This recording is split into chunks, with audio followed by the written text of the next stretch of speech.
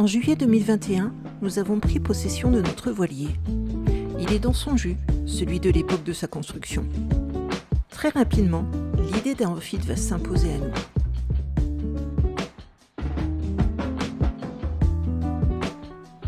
Le vernis vieillot des bateaux de l'époque n'est pas notre kiff. Un miroir en plein milieu de la cabine non plus. Dormir en crabe, encore moins.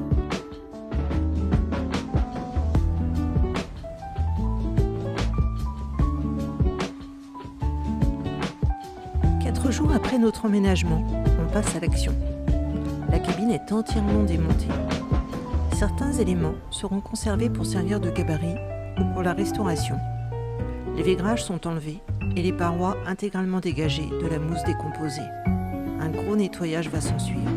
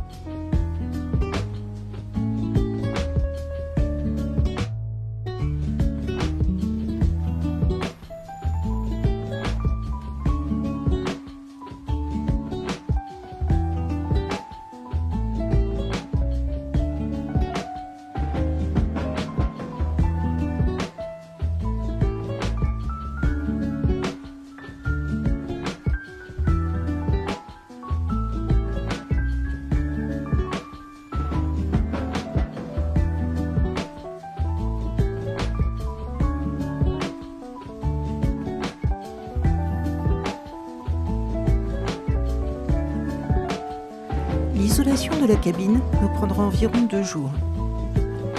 Nous avons pris de l'isolant multicouche pour toiture à haut pouvoir isolant. Mais dans un bateau, la pose s'avère parfois sportive. Malgré tout de suite après, on sent nettement la différence dans le confort et la chaleur que ça apporte à notre intérieur. Avec le recul, nous aurions dû isoler aussi les coffres latéraux. Pour le panneau du fond, nous l'avons isolé depuis la cale à voile.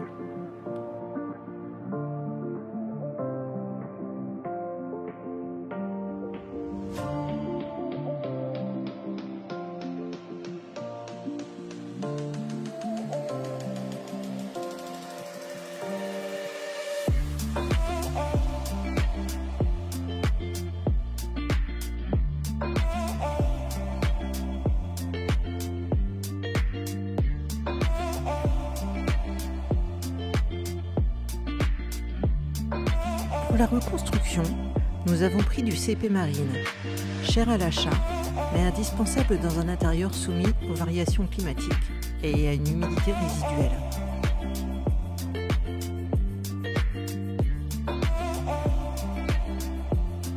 Chaque pièce de notre nouveau mobilier est ajustée au millimètre près, mais comme dans un bateau rien n'est droit, il faut parfois s'y reprendre plusieurs fois afin d'obtenir un ajustement parfait.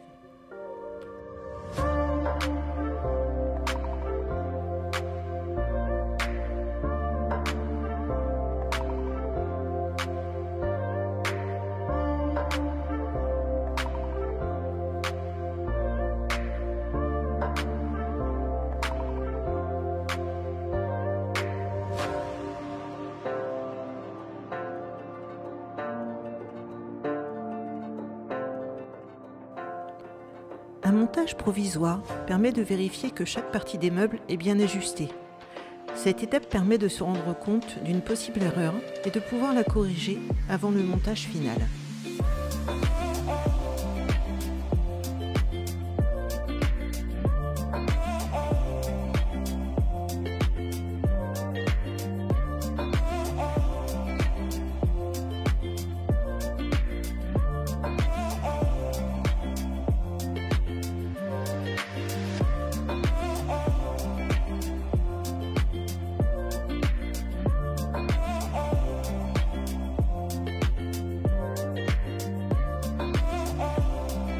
L'un des réservoirs était hors d'usage. Il servait de rangement aux ex-propriétaires. nous avons pris la décision de l'enlever et de le remplacer par un réservoir de même contenance. Mais avant tout, il faut réaliser un nouveau support. Ce dernier sera par la suite passé à la résine époxy, puis solidement fixé à la structure pour éviter tout déplacement.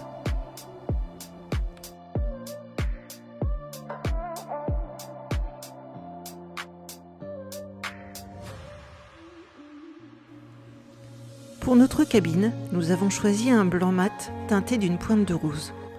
L'avantage de cette touche de rose réside spécifiquement dans son rendu et son évolution au fil de la journée. Elle apporte sérénité et calme et donne un aspect cosy et doux quelle que soit la luminosité. Pour la peinture du fond, j'ai posé 2 bandes de scotch de chaque côté avec un léger débord. Cette technique permet d'appliquer 2 couches de peinture blanche avant de poser la teinte plus foncée.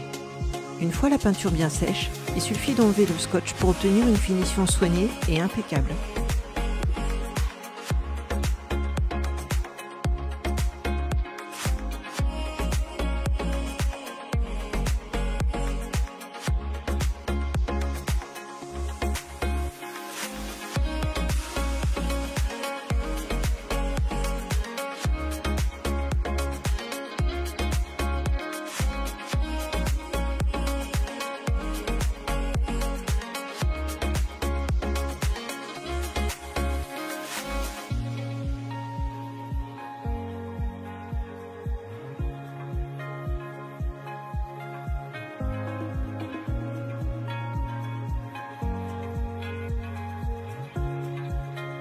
Il arrive fréquemment que sur des bois vernis, ces derniers se mettent à saigner.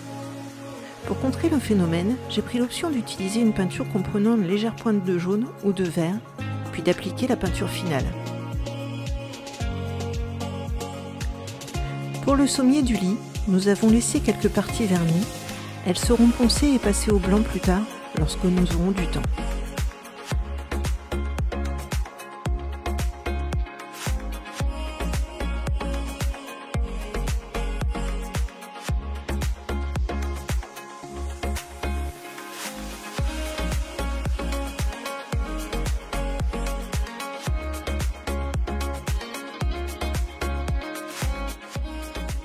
Le résultat final est bien au-delà de ce que nous avions espéré.